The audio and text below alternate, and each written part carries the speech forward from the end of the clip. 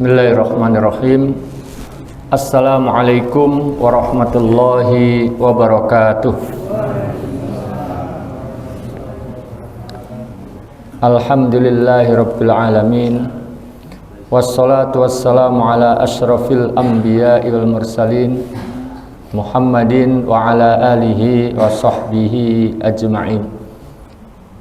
Qalu subhanaka la ilma lana illa ma 'allamtana innaka antal alimul hakim. Amsayna ala fitratil islam wa ala kalimatil ikhlas wa ala dini nabiyina Muhammadin sallallahu alaihi wasallam wa ala millati abina Ibrahim hanifan muslima wa ma kana minal musyrikin.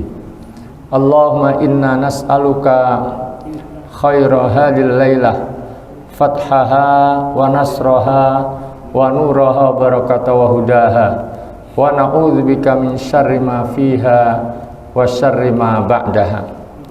Ma'asyiral muslimin wal muslimat, bapak-bapak, ibu-ibu, jamaah salat maghrib Masjid Al-Furqan rahimakumullah. Melanjutkan pembahasan sebelumnya. Pada kesempatan sebelumnya kita telah membahas sholat gerhana, ya, baik matahari maupun bulan. Maka di kesempatan malam hari ini tema pembahasan kita adalah tentang sujud tilawah. Sujud tilawah, ya. Apa itu sujud tilawah? Huwa sujud alladzi sababuhu tilawatu aw sima'u ayatin min ayatis sujud fil Qur'anil Karim. Itu sujud yang disebabkan karena membaca atau mendengar ayat-ayat sujud, ayat-ayat sajadah yang ada di dalam Al-Quran.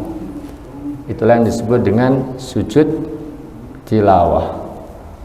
Dan ini cukup berkorelasi, cukup relevan dengan kita sebentar lagi mau Ramadan, di mana di antara yang sangat dianjurkan, sangat ditekankan di dalam bulan Ramadan itu diantara adalah banyak membaca Al-Quran. Dan di dalam Al-Quran itu ada sekian ayat-ayat yang disebut dengan ayat-ayat sujud, ayat-ayat sajadah. Dan karenanya kemudian di samping memang lanjutan daripada pembahasan sebelumnya juga memang cukup relevan, ya, agar nanti pada saat kita membaca Al-Quran, ya, baik di Ramadan dan terutama di dalam Ramadan yang mungkin kita akan lebih intens, lebih banyak membaca Quran, maka kita akan sering mendapati ayat-ayat sujud, ayat-ayat sajadah. Dan agar kita juga bukan saja mendapatkan pahala membaca Quran, tapi juga pahala sujud karena membaca ayat-ayat sujud, maka kita bahas untuk kemudian kita amalkan tema ini. Para jemaah sekalian yang dirahmati oleh Allah Subhanahu wa taala, apa fadilah, apa keutamaan daripada sujud tilawah? Ada keutamaan yang bersifat khusus, ada yang bersifat umum, ya, berkaitan dengan sujud secara umum.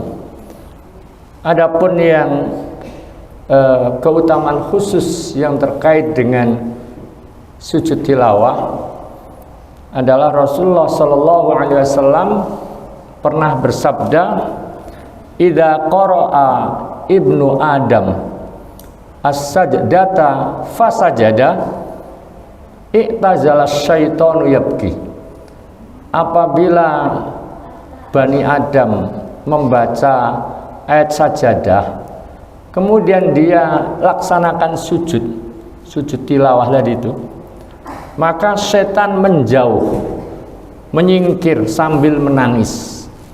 Yaqulu, seraya berkata, seraya dia menyumpahi dirinya, ya, dengan mengatakan ya wailah, alangkah celakanya, ya, alangkah tidak beruntungnya gitu ya.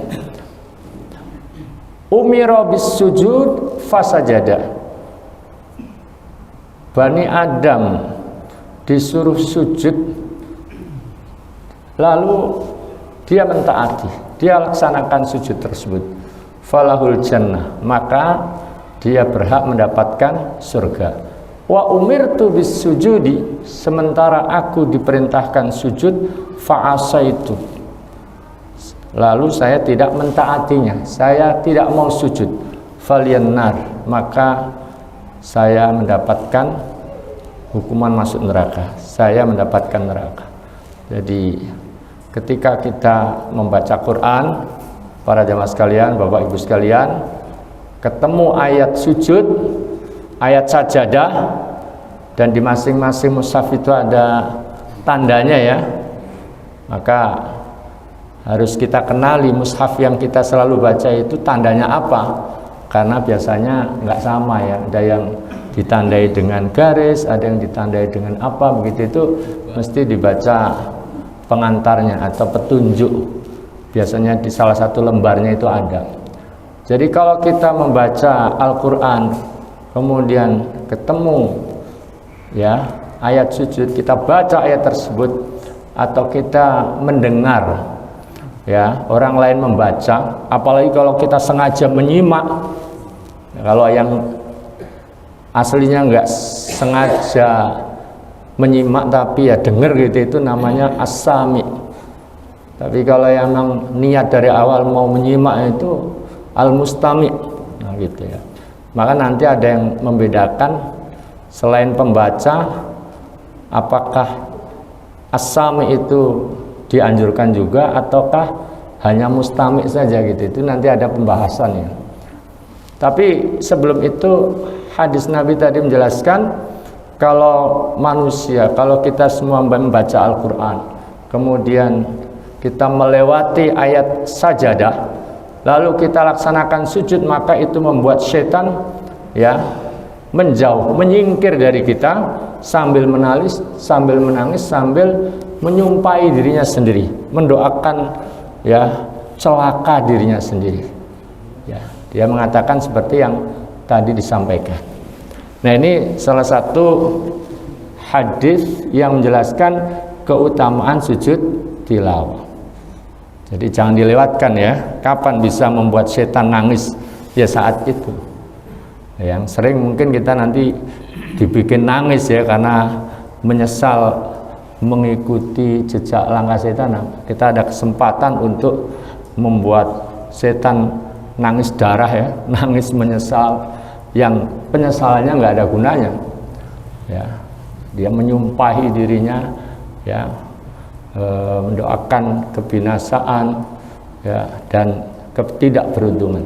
Para jamaah sekalian yang dirahmati Allah Subhanahu wa taala, di samping hadis tentang keutamaan sujud tilawah yang secara khusus tadi, ada juga hadis-hadis yang menjelaskan keutamaan sujud secara umum. Di antaranya dalam satu hadis itu diterangkan bahwa seluruh anggota tubuh manusia itu berpeluang untuk dilalap api neraka kecuali atharus sujud, kecuali ya bekas sujud. Ya bekas itu tidak harus berbekas ya, artinya yang kita gunakan sujud itu nanti bisa menyebabkan itu terlindungi dari lalapan atau jilatan api neraka. Dalam hadis Abu Hurairah tentang al-ba'ats was syafa'ah, Di sana disebutkan bahwa ketika Allah Subhanahu wa taala hendak memberikan rahmat kepada sebagian penduduk neraka, Allah perintahkan malaikat untuk mengeluarkan penghuni neraka yang dulu pernah menyembah Allah. Fayukhrijunahum, maka malaikat yang diperintah ya taat, mengeluarkan mereka-mereka yang sudah di dalam neraka tadi itu. Wa ya'rifunahum, dan para malaikat itu mengenali penduduk neraka yang tadi disuruh dikeluarkan dari neraka. Dari mana? Bi atharis sujud, dari bekas-bekas sujud mereka. Wa harramallahu 'alan nar an ta'kula athar sujud. Allah mengharamkan ya neraka atau api melalap bekas sujud. Fa yakhrujuna minan nar, maka mereka semua keluar. Fa kullu ibni adam ta'kuluhun nar illa atharus sujud. Semua bani Adam ya berpotensi untuk dibakar, dilalap api, kecuali atharus sujud.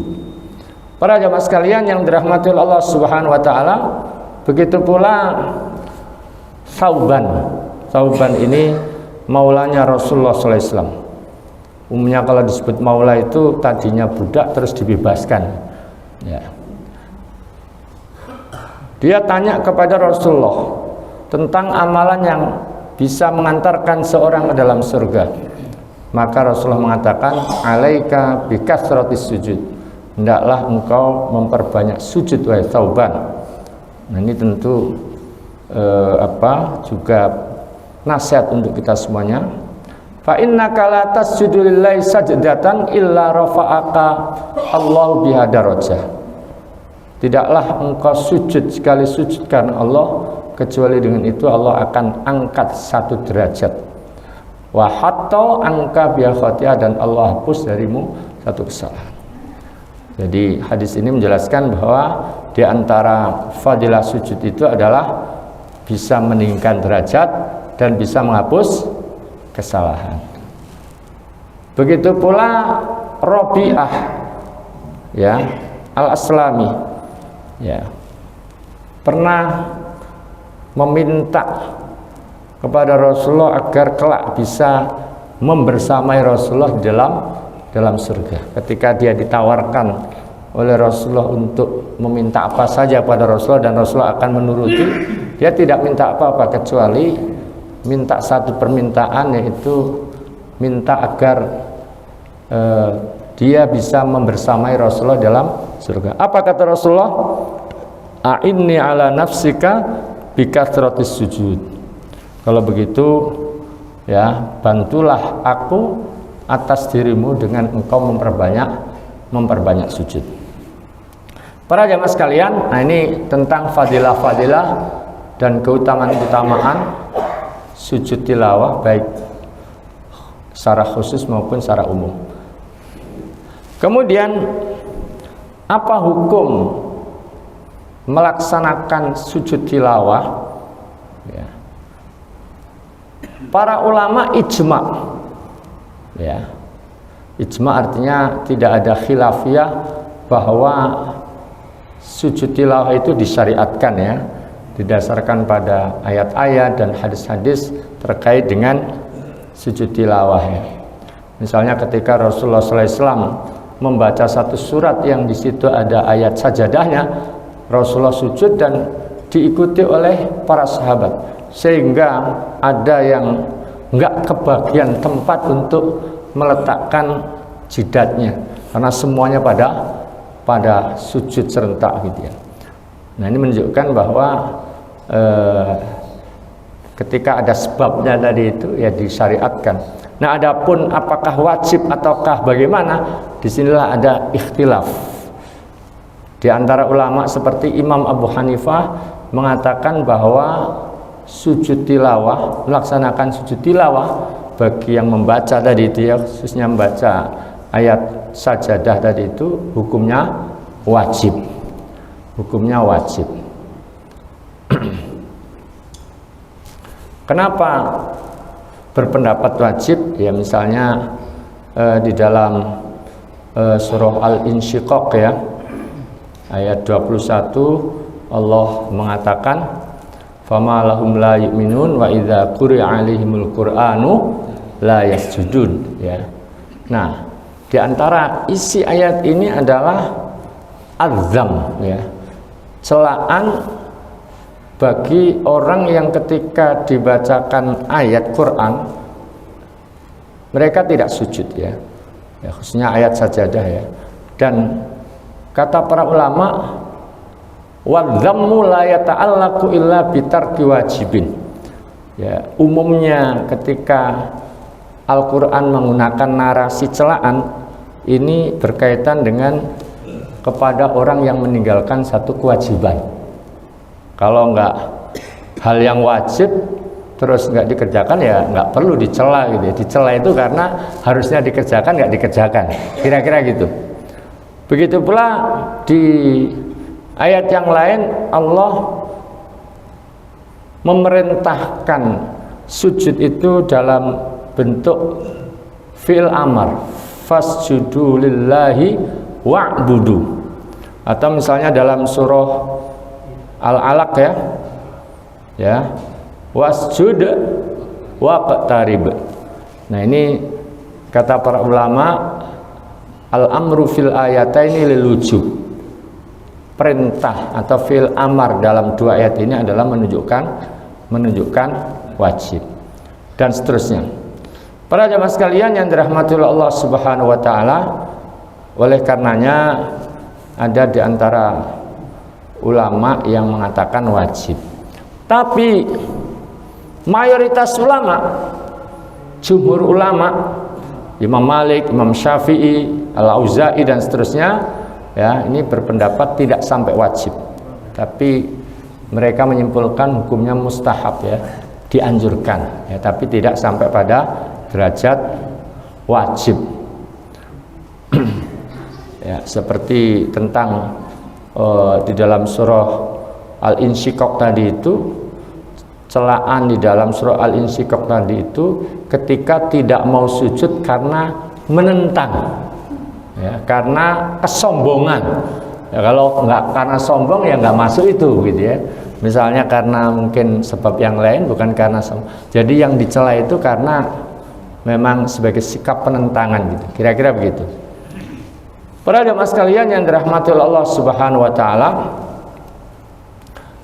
di sisi yang lain ada satu riwayat dari Zaid bin Thabit ya. Beliau pernah berkata, qara'tu 'alan nabi. Saya pernah membacakan kepada Nabi sallallahu alaihi wasallam wan najm, yaitu surah An-Najm, dan di situ tentu ada ayat sajadahnya. Falam yasjud fiha. Ternyata Nabi tidak sujud. Ya. Wa fi riwayatin falam yasjud minna ahadun. Ya. Dalam riwayat yang lain tidak seorang pun di antara kami sujud. Karena Nabi nggak sujud ya nggak ada yang sujud. Nah, ini menunjukkan bahwa memang ada perintah, tapi dalam satu kasus Nabi juga tidak sujud, jadi tidak sampai pada derajat wajib. Kira-kira begitu. Para jemaah sekalian yang dirahmati Allah Subhanahu wa taala, begitu pula Umar ibn Khattab pernah membaca surah An-Nahl ya, saat menyampaikan khutbah Jumat ya, di atas mimbar. Sampai kemudian ketika melewati ayat sajadah, beliau turun dari mimbar terus sujud, dan jamaah semua sujud. Jamaah semua sujud karena memang nggak ada yang ngantuk ya. Jadi pas khotibnya turun ya paham ya. Kalau kita mungkin loh kok udah selesai. Jadi beliau turun dari mimbar sujud, untuk sujud, kemudian jamaah semua sujud ya. Jumat berikutnya beliau membaca surat yang sama, dan kemudian sampai pada ayat sajadah beliau kemudian mengatakan, ya ayuhan nas, wahai seluruh jamaah, innama namurru bis sujud. Sesungguhnya kita tadi melewati ayat sujud. Faman sajada faqad ashaba, siapa yang sujud berarti dia benar. Wa man lam yasjud fala itsma alaih, yang enggak sujud ya enggak apa-apa, enggak ada dosa baginya. Walam yasjud Umar radhiyallahu, dan beliau sendiri tidak seperti jemaah sebelumnya, beliau tidak sujud pada saat itu. Wa qala hadza bi mahdari minas sahabah, kata yang meriwayatkan hadis ini, kejadian itu disaksikan oleh para sahabat. Walam yungkir alaihi ahadun minhum, tidak seorang pun protes mengingkari peristiwa tersebut ya. Fakana ijma'an minhum, dan ketidakingkaran para sahabat itu dianggap sebagai ijma' ya. Ya, bisa ijma' sukuti ya. Jadi diamnya sahabat secara ini ketika ada peristiwa itu ya dianggap ijma', karena karakter sahabat itu kalau udah keliru itu nggak pakai dengaling-aling ya, kalau salah ya ditegur gitu. Kalau nggak ada teguran berarti dianggap nggak apa-apa gitu. Para hadirin sekalian yang dirahmati Allah Subhanahu wa taala. Nah, bagaimana sujud tilawah itu dilakukan? Para jemaah sekalian, jadi kalau Bapak Ibu sekalian melewati ayat-ayat sajadah, ayat sujud, maka pertama ya tadi, sujud itu dilakukan sekali. Beda dengan kalau sujud sahwi. Sujud sahwi berapa kali Pak? 2 kali. Tapi kalau sujud tilawah itu sekali saja. Terus caranya, kaifiatnya sama seperti sujud biasa dalam pengertian ya, posisi tangan kita, lutut kita, kedua kaki kita, ya, jari-jari kita yaitu menghadap kiblat gitu ya. Terus bagaimana hidung, kening kita itu menempel ke lantai, itu ya kurang lebih sama dengan ketika kita sujud dalam sholat ya. Dan menurut pendapat yang rajih itu tidak pakai takbiratul ihram, tidak juga salam, tidak mesti juga diakhiri dengan salam ya. La yusra'u fi alal asah tahrimun ay takbiratul ihram wala taslim ya. Ya tentu masalah ini mungkin ada ikhtilaf ya, tapi penyusun kitab ini lebih cenderung kepada yang tidak pakai takbiratul ihram, tidak juga diakhiri dengan salam ya. Syekhul Islam Ibnu Taimiyah di dalam kitab fatwanya itu mengatakan hadza was sunnah al ma'rufah anin Nabi sallallahu alaihi wasallam wa alaihi amatus salaf. Inilah sunnah yang sudah terkenal, sudah diketahui ya dari Nabi sallallahu alaihi wasallam, dan inilah yang dikerjakan oleh para salafun saleh. Para jamaah sekalian yang dirahmati Allah Subhanahu wa taala, dan Ibnu Abdul Bar dalam kitab Tamhidnya itu menukil bahwa tidak perlu diakhiri dengan salam, itu adalah dinukil dari Imam Malik, Imam Syafi'i, Imam Ahmad, dan Imam Abu Hanifah ya. Para jamaah sekalian yang dirahmati Allah Subhanahu wa taala, jadi sebagian ya hanya takbir pas pertama itu aja, pas sujud itu aja, nggak harus diawali dengan takbiratul ihram baru takbir sujud baru salam. Tsumma qala wal marwi fiha anin nabi takbiratan wahidatan ya. Jadi yang bisa ditemukan riwayat dari Nabi itu adalah hanya takbir sekali. Para jamaah sekalian yang dirahmati Allah Subhanahu wa taala, sebagian berdasarkan satu riwayat hadis Wa'il bin Hujr itu menganjurkan untuk takbir pada saat sujud dan pada saat bangun.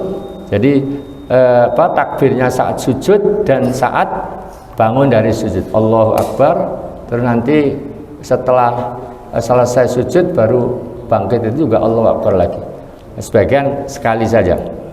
Nah, para jamaah sekalian yang dirahmati Allah Subhanahu wa taala, penyusun kitab Shahih Fiqh Sunnah mengatakan bahwa yang afdol, kalau kita mau yang itu dianggap paling afdol itu adalah kalau mau sujud tilawah, khususnya kalau kita tidak di dalam sholat, karena sujud tilawah itu kan disyariatkan di luar sholat, begitu pula dalam sholat. Nah, kalau kita dalam sholat kan jelas posisinya berdiri, Pak. Nah, tapi kalau kita tidak sedang dalam sholat, umumnya kita sedang duduk lagi baca, kecuali yang memang mungkin lagi bacanya itu sambil berdiri ya, karena capek duduk. Orang yang lagi ngapalin itu kan biasanya capek duduk berdiri sambil jalan gitu ya, Pak ya.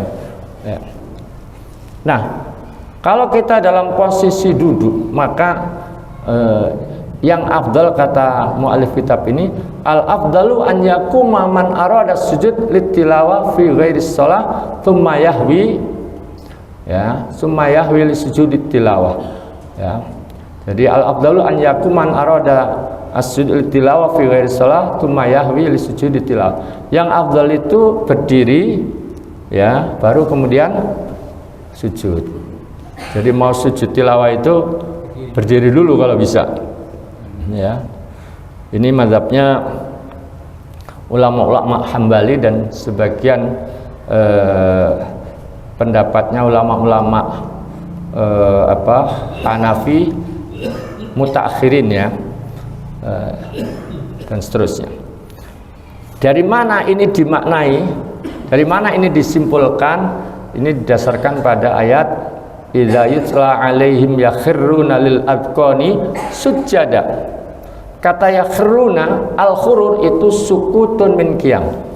Jadi yang dimaksud yakhruna itu asalnya dari posisi berdiri terus jatuh sujud, nyungkur sujud. Nah, itu yakhirun. Nah, dari kata yakhiruna lil adqani sujada itulah kemudian di antara ulama mengatakan yang afdal itu berdiri dulu baru sujud ya. Tapi wa illam yaf'al wa sajada min qu'ud fala ba'sa. Tapi juga mu'alif kitab ini mengatakan kalau tidak berdiri dulu baru sujud, tapi dia sujud dari posisi duduk, fala ba'sa, ya nggak apa-apa juga. Nah, yang nggak apa-apa ini yang biasa kita pilih, Pak ya. Kita milih yang nggak apa-apa ini. Tapi kalau mau afdol, ya itu tadi berdiri dulu. Ya, fala ba'sa. Para jamaah sekalian yang dirahmati Allah Subhanahu wa taala. Kemudian tentang thaharah dan menghadap kiblat.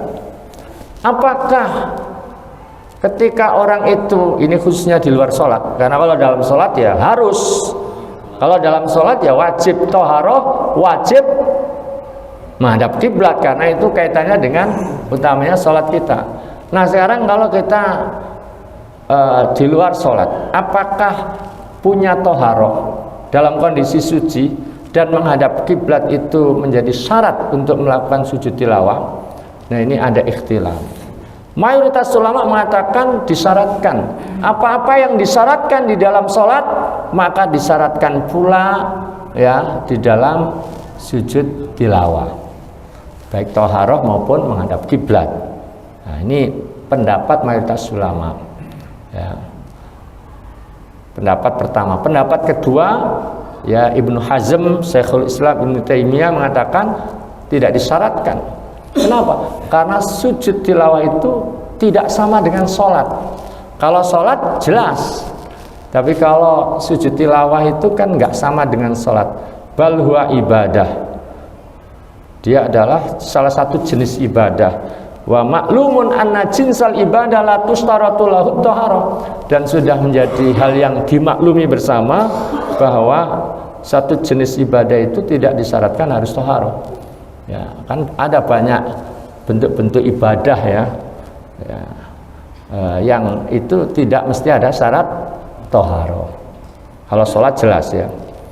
Nah, di antara hal yang menunjukkan itu adalah bahwa Nabi itu pernah membaca surah An-Najm. Ya.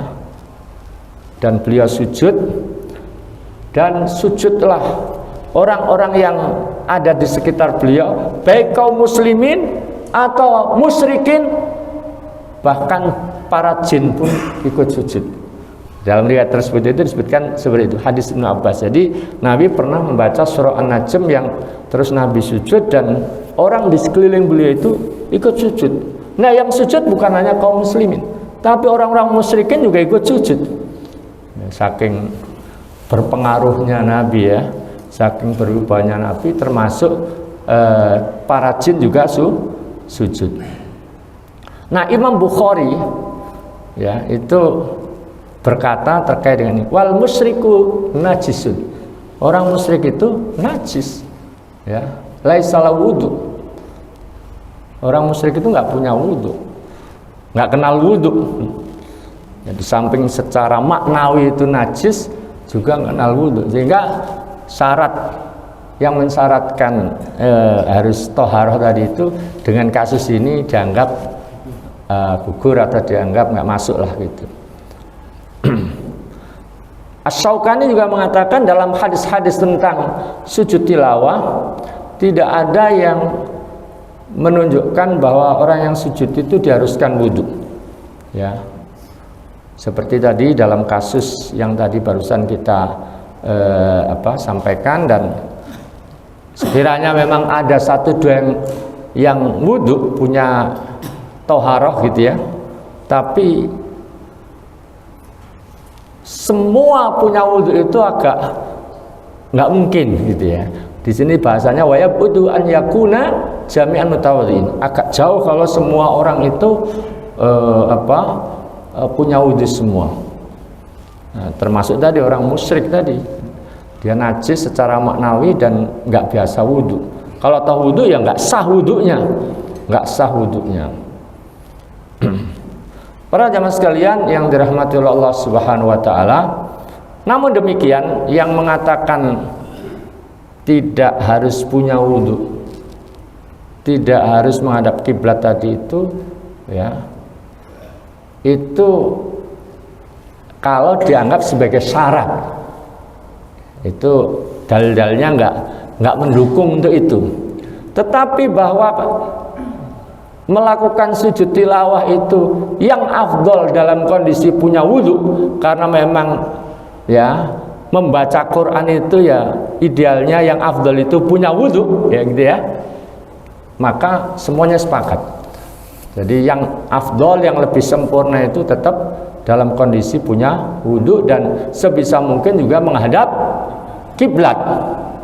Tapi sebagai satu syarat, nah ini yang kemudian, karena kalau syarat itu kan kalau nggak dipenuhi kan nggak sah. Nah ini yang dipermasalahkan. Kalau sebagai syarat itu tidak ya, terbantahkan dengan kasus-kasus tadi itu. Tapi kalau sujud tilawah dalam kondisi wudhu, dalam kondisi punya wudhu ya suci, dan kemudian berusaha menghadap kiblat, tentu itu yang lebih afdol, lebih sempurna, dan itu yang harus kita upayakan. Dan kalau nggak ada uzur ya jangan sampai enggak gitu ya. Oleh karena itu kalau kita tadarusan, biasanya tadarusan kan Pak ya. Nah tadarusan itu kan melingkar. Nah ketika waktunya sujud tilawah, ya yang sudah berada di sebelah timur ya tinggal sujudnya menghadap barat kiblat ya. Tapi yang sebelah selatan, utara, atau yang sebelah barat ya geser atau muter gitu, muter untuk memenuhi paling enggak keafdolan dan kesempurnaan tadi. Akan sebagian kita langsung aja pada posisi semula, yang di selatan yang menghadap utara, yang utara menghadap selatan, yang barat menghadap timur ya. Ya kalau bisa ya tetap menghadap kiblat semuanya. Dan sebisa mungkin saat membaca Quran itu adalah dalam posisi punya wudhu semua, sehingga itu semua bisa terpenuhi dan sujud tilawah kita lebih sempurna. Para jamaah sekalian, nah bagaimana kalau sujud tilawah itu dilakukan oleh orang yang sedang jalan? Ya kan bisa jadi sebagian di antara kita yang ada yang murojaah sambil jalan pagi ya Pak ya, atau sambil berkendaraan dengerin murotal ya. Makanya kan tadi disampaikan kepada siapa sih hukum sujud tilawah itu ditujukan? Ya, yang jelas yang paling utama itu kepada pembaca. Nah sekarang selain pembaca itu siapa? Sebagian mengatakan pokoknya yang dengar, mau niat dengerin atau tidak, pokoknya dengar dan dia tahu itu ayat sajadah, ya dia sujud. Ya, sebagian kan mengenali betul itu ayat sajadah. Nah, kalau surah Al-Alaq, surah Al-Insyiqaq kan semua orang ini Pak ya. Nah kalau surah yang lain yang sudah terbiasa kan ya sekenal itu juga gitu ya. Sehingga meskipun nggak apa, kayaknya ayat sujud, dia sujud. Jadi meskipun tidak menyengaja menyimak dari awal, kalau tahu itu ayat sujud ya sujud. Sebagian mengatakan ya kalau memang dari awal apa? Mengikuti, menyimak ya, memang sengaja mendengarkan gitu ya. Ada orang yang tolong Pak baca yang keras saya biar bisa menyimak gitu ya. Dan itu juga termasuk kebiasaan Rasulullah SAW. Meskipun Al-Quran itu diturunkan kepada beliau, beliau tidak segan-segan minta sahabatnya untuk membacakan Al-Quran. Sampai ada sebagian sahabat yang disuruh membaca itu merasa nggak enak. Masa saya yang bacanya Rasulullah? Bukankah Quran itu diturunkan kepada, kata Rasulullah, ya saya suka mendengarkan bacaan dari orang lain. Akhirnya karena diminta Rasulullah, maka sahabat ini Ibnu Mas'ud kalau nggak salah membaca surah An-Nisa dari ayat pertama sampai ayat 40-an. Sampai pada titik itu Rasulullah mengatakan cukup gitu. Nah ternyata Rasulullah menyimak betul-betul dan menghayati sampai dilihatnya sudah berlinang air mata. Para jamaah sekalian, nah orang yang sedang berjalan atau sedang berkendaraan terus membaca ayat sajadah atau mendengar atau sengaja menyimak dalam jalannya tadi, dalam perjalanan di kendaraannya tadi, maka kalau melewati ayat sajadah dan ingin mengamalkan sujud tilawah, maka cukup dengan menundukkan kepala ke arah mana saja. Ya, apalagi kalau nyupir nggak mungkin dong berubah arah posisi kan, ya tetap posisinya semula nunduk saja. Ya, atas yang sedang berjalan juga seperti itu. Ya, Ibnu Umar pernah ditanya tentang orang yang di atas kendaraan terus sujudnya bagaimana. Ibnu Umar mengatakan usjud wa aumi, sujudlah dengan menunduk. Para jemaah sekalian, terus apa yang dibaca? Nah yang dibaca itu ada paling nggak ada dua pendapat ya.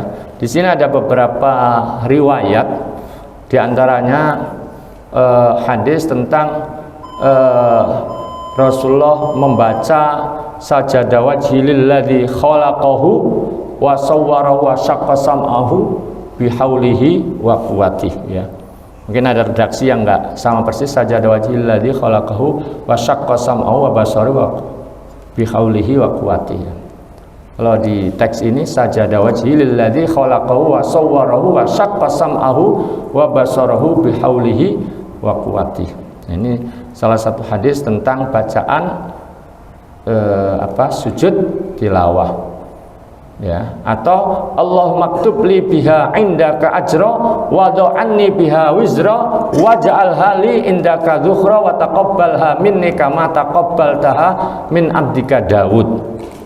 Sebagian ulama mengatakan riwayat tentang doa tadi itu dhaif, meskipun ada yang mensahihkan. Jadi yang mengatakan dhaif ya nggak ngamalin doa ini. Nah apa yang dibaca? Ya seperti yang dibaca oleh Imam Ahmad, yaitu sujud biasa. Tapi kalau yang mengikuti pendapat bahwa hadis ini sahih, ya baca ini ya. Dan umumnya mungkin sebagian kita baca ini Pak ya, sajadah wajhil ladzi khalaqahu wa sawwarahu wa syaqqa sam'ahu wa basarahu bihaulihi wa quwwatihi. Tapi kalau yang nggak hafal juga bisa membaca sujud biasa, sujud yang biasa kita baca dalam sujud sholat ya, seperti yang dikatakan oleh Imam Ahmad ya, amma ana fa'aqulu subhana rabbiyal a'la. Kalau saya membacanya subhana rabbiyal a'la. Para jemaah sekalian yang dirahmati Allah Subhanahu wa taala, Kemudian terkadang kita membaca dalam satu duduk itu sekian apa Pak? Sekian kali sujud tilawah. Kan misalnya kita membaca satu juz, taruhlah juz amma, itu aja melewati 2. Nah itu boleh pada setiap ayat sajadah kita sujud, dan itu yang lebih afdol, atau kita mencukupkan sekali saja, dan itu yang di akhir, ya, itu yang di akhir. Nah, bisa seperti itu. Sebagian ulama mengatakan makruh, biar nggak usah sujud dilompati. Ya sebenarnya mau lewat ayat sujud dilompati. Jadi sengaja dilewati ya, nggak dibaca, padahal sebenarnya harusnya dibaca gitu ya. Nah ini makruh. Atau sengaja ngumpulin ayat-ayat sajadah doang terus. Nah ini juga nggak pada tempatnya. Para jemaah sekalian, dan sujud tilawah ini juga dianjurkan bukan saja saat tilawah secara pribadi atau tadarus, tapi juga saat apa? Saat sedang sholat, baik sholat fardu maupun sholat sunnah. Kalau sholat yang sirriyah, kalau jadi imam baiknya jangan, nanti jamaahnya bingung ya, jamaahnya bingung. Tapi kalau jahriyah itu nggak apa-apa ya. Tapi kalau kira-kira khawatir bingung ya diberikan penjelasan terlebih dahulu. Nah, termasuk terakhir yang ingin disampaikan di sini, kalau ayat sajadah, ayat sujudnya itu adanya di akhir surat. Wasjud waqtarib, misalnya surah Al-Alaq itu kan di akhir surat. Itu bagaimana? Ya, maka di antara ulama mengatakan kita punya salah satu dari 3 pilihan. Pertama, ya sujud, kemudian nanti berdiri lagi, nambahin surat, disambung dengan surat yang lain, entah surat apa gitu ya, pokoknya ditambahin, baru kemudian ruku. Kebayang Pak ya? Jadi kalau baca ayat sajadah di akhir surat, maka sujud terus berdiri lagi, disambung dengan ayat atau surat yang lain, baru kemudian ruku. Dan ini yang paling afdol. Atau langsung ruku juga nggak apa-apa, nggak usah sujud, daripada jamaah nanti bingung ya, itu boleh. Atau ya nggak usah nambahin surat, nggak usah nambahin ayat, kalau utamanya kalau jamaahnya paham ya. Jadi habis sujud terus bangkit, terus ruku, terus normal seperti biasa, itu pilihan. Tapi pilihan yang paling afdal adalah ditambahi surat tadi, biar gak bingung, dan itu yang paling afdal. Secara umum para jemaah sekalian, di Quran itu ada 15 ya, sebagian menyebutkan 15. Tapi sebagian lagi seperti dalam kitab Al-Muqtamad fil Fiqh Syafi'i itu disebutkan hanya 14. Karena salah satunya itu sujud syukur sebenarnya. Jadi kalau dalam kitab Al-Muqtamad fil Fiqh Syafi'i itu disebutkan hanya 14. Karena di surat Shad itu menurut penulis kitab tersebut mengutip pendapat ulama, itu dianggap sebagai sujud syukur. Tapi sebagian menyebutkan ya 15 itu. Ya, 15 itu. Wallahu a'lam. Saya kira ini para jemaah sekalian, mudah-mudahan ini nanti bisa diamalkan, dipraktekkan ya, dalam ketika kita membaca Quran, termasuk ketika di bulan Ramadan, dan mudah-mudahan ya kita semuanya masuk Ramadan dalam kondisi baik secara fisik, baik secara rohani ya, sehat fisiknya, sehat imannya, dan kita bersemangat meraih kebaikan-kebaikan di dalamnya, dan semoga semua amal soleh kita diterima oleh Allah Subhanahu wa taala. Amin ya rabbal alamin. Wa'alafu minkum subhanakallahumma hamdika asyhadu an la ilaha illa anta astaghfiruka wa atubu ilaik. Assalamualaikum warahmatullahi wabarakatuh.